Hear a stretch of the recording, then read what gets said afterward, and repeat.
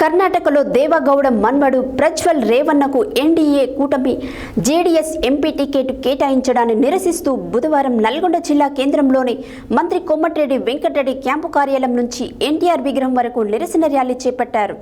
మోడీ ప్రభుత్వానికి వ్యతిరేకంగా పెద్ద ఎత్తున నినాదాలు చేశారు. ఈ సందర్భంగా మహిళా కాంగ్రెస్ జిల్లా అధ్యక్షురాలు గోపగాని మాధవి మాట్లాడారు.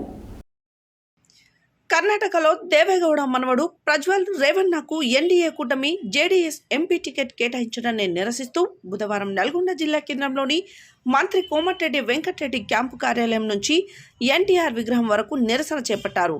మోడీ ప్రభుత్వానికి వ్యతిరేకంగా పెద్ద ఎత్తున నినాదాలు చేశారు.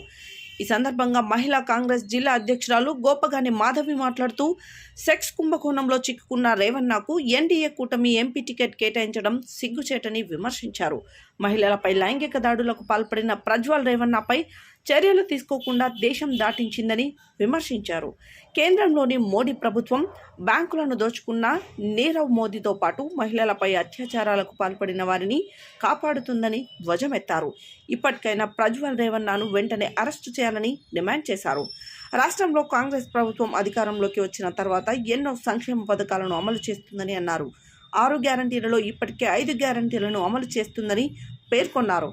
ఈ కార్యక్రమంలో పట్టణ మహిళా కాంగ్రెస్ అధ్యక్షురాలు నాంపల్లి భాగ్య, మాజీ municipal vice chairman Sureddy Saraswathi, మహిళా కాంగ్రెస్ జిల్లా ఉపాధ్యక్షురాలు ఎగ్గడి సుజాత, జిల్లా ప్రధాన కార్యదర్శి దుబ్బారూప అశోక్ సుందర్, నాగమణి రెడ్డి, మారేపల్లి నాగరాణి, కార్యదర్శి ఎస్కే జాను, జక్కల లలిత, జానకి, కీర్తి, సువర్ణ, పుష్పలత, రుక్మిణి, మహంకాళి, సదాలక్ష్మి, నిర్మలాదేవి, జుబేదా, రజిత, పద్మ, స్వరూపారెడ్డి పాల్గొన్నారు.